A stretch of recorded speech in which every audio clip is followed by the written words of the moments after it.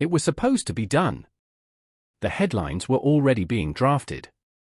Chelsea had finally found their man, the one who would silence the ghosts of Lukaku, the doubts after Werner, and the disappointment after Aubameyang.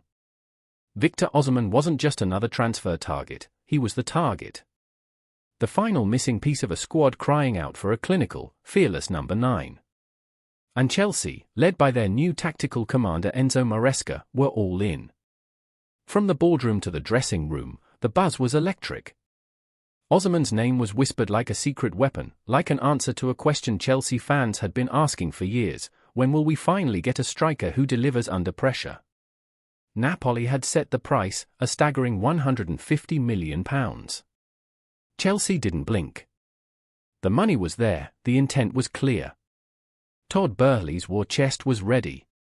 The club's top negotiators were flown in, the paperwork was being prepared, and whispers emerged that the player himself had already spoken to Maresca on a private video call. And yet, something felt off. Behind the scenes, things weren't moving as smoothly as they should have. For days, fans on Twitter, or X, as it's now called, noticed the silence. No "here we go," no leaked photos of a private jet, no hotel sightings in Cobham. Just quiet. Too quiet. Then, out of nowhere, came the bombshell: Victor Osimhen had rejected Chelsea's first contract proposal. Not delayed. Not postponed. Rejected. Social media exploded. "What do you mean rejected?" one fan posted. "We offered £650,000 a week," another fumed. "He said he loved Drogba. Why say no now?" Inside Stamford Bridge, confusion turned to frustration. After all, this wasn't just about money. Chelsea had made Osimhen one of the highest-paid players in the Premier League. They had promised him the number 9 shirt, a tailored tactical role under Maresca, and even marketing rights that rivaled his Napoli deal. But the answer from his camp was cold and calculated: not good enough. Sources close to the deal started whispering. It wasn't the money. Not entirely. It wasn't even the weather, a classic London excuse. No, it was something deeper. Something unsettling. Osimhen's team went dark. No tweets, no interviews, no leaks. For 72 hours, fans were left in the dark. Transfer gurus danced around the topic. Fabrizio Romano only said, "Talks are ongoing, but complicated." And when Fabrizio says complicated, that's never a good sign. Then came the second twist. Chelsea, in a move that showed they weren't backing down, submitted an even stronger proposal. A revised wage structure, additional bonuses, flexible image rights, everything they could possibly offer without disrupting the wage hierarchy and causing unrest in the dressing room. It was their best shot. But again, silence. No word. No reply. No deal. The second rejection felt like a dagger. Not just to the fans, but to the club itself. This wasn't just a deal falling apart, it was an ego blow.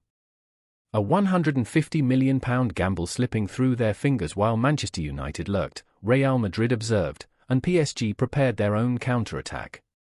On Chelsea forums, the mood shifted from excitement to anger. Some blamed Boehly for not acting sooner. Others accused Maresca of being too involved. A few even began to question if Osimhen was ever serious about joining. But amidst the chaos, one man hadn't said a single word. Roberto Calenda, Osimhen's agent. The man who orchestrated Victor's rise from Wolfsburg reject to Napoli royalty had remained silent throughout. No cryptic posts, no sly quotes. Just radio silence. Until now. Because late last night, after the second rejection rocked Chelsea's internal circles, Calenda finally broke his silence, and what he revealed wasn't just unexpected. It was devastating. He didn't talk numbers. He didn't name clubs. He simply said, "Victor will never go somewhere just for money. He has dreams. Dreams that must align with trust, ambition, and legacy." A sentence that shook the Chelsea boardroom. Was he saying the Blues couldn't be trusted? That their ambition was unclear? Or worse, that Victor didn't see Stamford Bridge as a place of legacy? Fans clung to every word. YouTubers broke it down frame by frame. Pundits debated endlessly on Sky Sports and ESPN FC. Was Calendar indirectly saying that Victor doesn't trust Maresca's vision? Or was there a deeper issue, something personal? Some speculated that Victor's recent injury scare was making him cautious. Others believed he was spooked by Chelsea's striker curse. From Torres to Morata, Higuain to Lukaku, the Blues had a terrible history with marquee number 9s.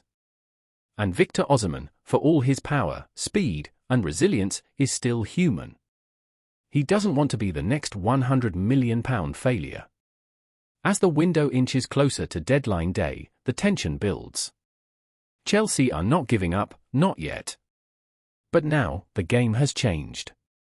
Victor isn't just a transfer target anymore. He's the symbol of a new Chelsea era, one that hangs in delicate balance. And just when you think the story ends here, it doesn't. Because Chapter 2 is coming. And what Osimhen's agent says next could rewrite Chelsea's entire transfer strategy. When Roberto Calendar finally broke the silence, his words weren't shouted from a podium or typed into a flashy Twitter thread. No. They came quietly, almost too quietly, in a dimly lit corner of a Naples press room, where one journalist asked the question every Chelsea fan was dying to hear answered. Why did Victor reject Chelsea's offer? Calendar took a slow breath. The cameras zoomed in. The room went still. And then he said, because it didn't feel right. That sentence alone sparked a wildfire. Twitter exploded. Transfer rumor accounts lost their minds. YouTubers clipped it, remixed it, screamed about it. Because when an agent says it didn't feel right about a £650,000 per week offer from one of the richest clubs in the world, people want answers. And slowly, they came. According to sources close to Osimhen's camp, it wasn't one thing. It was everything. The money? It was there. The fame? Assured. The number 9 shirt? Reserved. But for Victor Osimhen, this wasn't just another career move. It was personal. Deeply personal. You see, ever since he was a teenager, Osimhen looked up to one man, Didier Drogba. Not just as a player, but as a symbol. Of power. Of pride. Of purpose. He'd watched old Drogba highlights on a second-hand phone while training on dusty Lagos pitches. He knew every celebration, every goal, every Champions League moment. And for years, he dreamed not just of playing in the Premier League, but of walking onto Stamford Bridge, under the lights, as Chelsea's new king. But now that the chance was finally in front of him, he hesitated. Why? Because what he saw at Chelsea wasn't what he dreamed of. Calendar revealed that Victor had concerns, not about the money, but about trust. Trust in a long-term plan. Trust in the manager's system. Trust that Chelsea, right now, was a club building something, not just buying everything. He didn't want to be another expensive name. Another Lukaku. Another failed headline. Victor is not scared of pressure, Calendar said. But he will not walk into chaos wearing a smile. And that hit hard. Because in truth, Chelsea's house is still under renovation. A new manager with no Premier League experience. A squad overflowing with wingers and midfielders. A fan base hungry for success, yet burned by back-to-back transfer flops. Even Maresca's tactics, a beautiful, possession-based system, raised questions. Would Osimhen thrive in that? Or would he be left stranded, isolated up front, waiting for service that never comes? Victor had asked for tactical clarity. For a personal role breakdown. For assurance that he wouldn't be just another piece of the puzzle. Chelsea gave him promises. But Victor wanted guarantees. He looked at Napoli, where he was loved, trusted, and celebrated.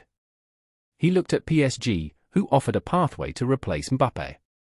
He looked at Real Madrid, always watching, always dangerous. And suddenly, Chelsea didn't look like home. It looked like a gamble. The real twist? Calendar also confirmed that Victor had approved the first round of talks with Chelsea. He'd even told a few friends he was interested. But after reviewing the offer in detail, not just the numbers, but the structure, clauses, control, he pulled back. Even more shocking, Napoli's president Aurelio De Laurentiis, notorious for being stubborn in transfer deals, had secretly tabled a new loyalty-based bonus to keep Osimhen for another season, with full control over his next move in 2026. That changed everything. So where does that leave Chelsea now? In limbo. Sources say the Blues have not withdrawn their offer. In fact, they've submitted a revised package, slightly lower in weekly wage, but higher in long-term bonuses and performance incentives. Maresca has even offered to fly to Paris to speak to Osimhen personally in a face-to-face meeting with full tactical visuals. But time is running out. The window is ticking. Pressure is mounting.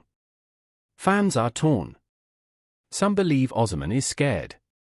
Others say he's wise, protecting his legacy. One Chelsea fan wrote on X, "I love the honesty. If Osimhen doesn't feel ready for this chaos, maybe he's smarter than we thought." Another tweeted, "Enough. Sign someone who actually wants to wear the shirt." But amidst the noise, the silence from Victor himself says the most. No statements. No interviews. Just training. Focused. Watching. Because deep down, he still wants it. The roar of Stamford Bridge. The weight of the number 9. The legacy of Drogba. But only if the timing is right. The agent left with one final sentence that echoed like a warning. Victor doesn't fear Chelsea. But Chelsea must earn Victor. And just like that, the narrative flipped. Chelsea, once the pursuer with power, now stand vulnerable. Waiting. Will Osimhen say yes? Will a third offer be the charm? Or will the window close with silence and regret? One thing's for sure. This saga isn't over. Not by a long shot.